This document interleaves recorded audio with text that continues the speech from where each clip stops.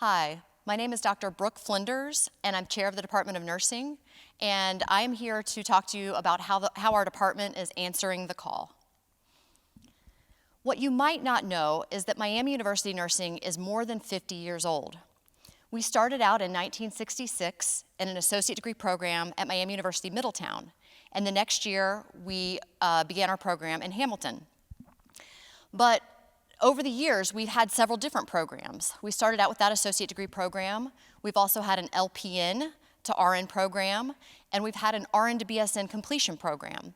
And all of those met the needs of the workforce at the time.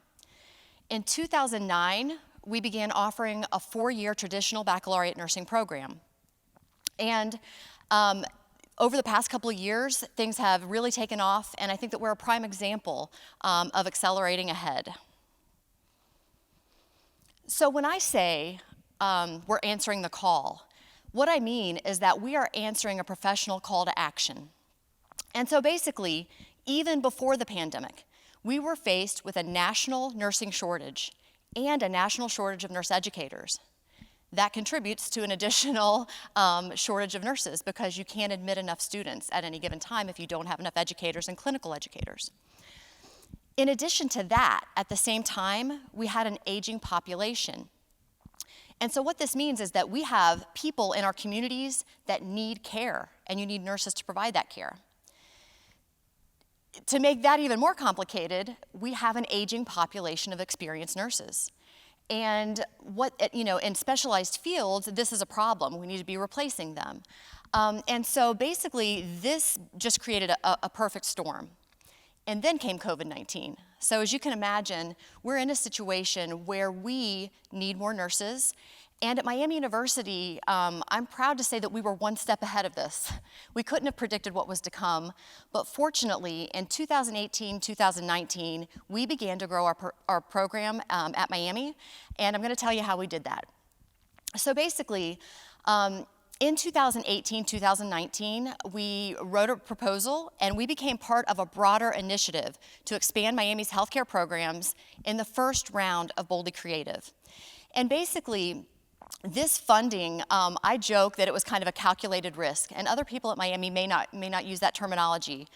But what I say to my department is that our leaders took a chance on a little department that could. And I think that we were ready, we were ahead, and I'm gonna tell you just a little bit more about how we pulled that off. So we started, like I said, in 1966, 1967, we had a nursing program on the regional campuses, on both regional campuses. And what we did is in 2018, 2019, we started to think about how we could shift our resources and be more efficient in using our resources.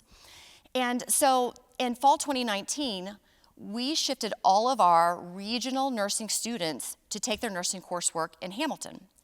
So what that means is instead of duplicating what we were doing at the regionals and having both Middletown and Hamilton nursing labs and faculty and staff, we shifted all of those resources to the Hamilton campus. And basically, at that same time, we aligned it so that in Oxford, our very first nursing students that were admitted in 2018 as an Oxford cohort would begin taking their nursing coursework in that same year. So what this did is it allowed us to double enrollment. And as you can imagine, that's a really important thing when you've got a nursing shortage. So there were a couple of steps that had to happen that required a whole lot of collaboration. And to create an Oxford pathway is a little bit more difficult maybe than you'd think because we were used to functioning in a regional system. And while we are one Miami and there are a lot of things that are the same across campuses, there are also a lot of differences between a campus that is a commuting campus and a residential campus. And so we had to start by working with our colleagues in biology and chemistry and microbiology to offer our foundational sciences right here in Oxford so that students didn't have to commute to another campus to take those required courses. We also had to create space, and fortunately for us in Pearson Hall, they were undergoing renovations at that time, and they allowed us to create some nursing resource center labs and simulation suites so that we could get off the ground. And really, I think that something else that made us successful is that we had an established program. We had a tried and true curriculum. We had experienced faculty. We were fully accredited. We were fully approved by the Ohio Board of Nursing. And so really, the nursing component of this was just about the easiest part. We worked with admissions to figure out how we would admit nursing students to Oxford for the first time. We worked with advising to learn all about the different processes that they use at Oxford to make sure that students have exactly what they need to be successful.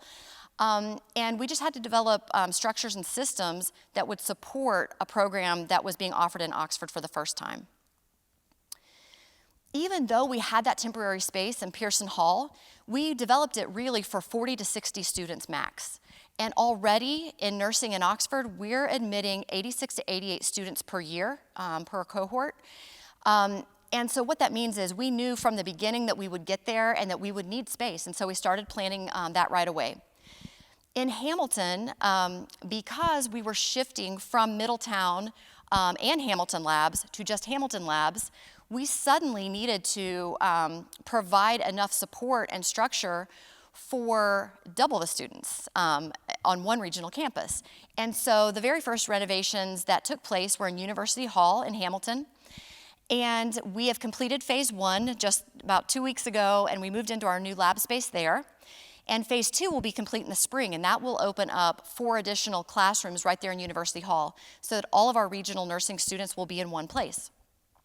The other really cool thing that this did is that it created shared space for all of our nursing faculty for the first time. You know, in the past, we had half of our faculty that were housed in Middletown and half in Hamilton, and we would come together for meetings and cross paths and maybe, you know, wave in the car as we drove the back roads between campuses.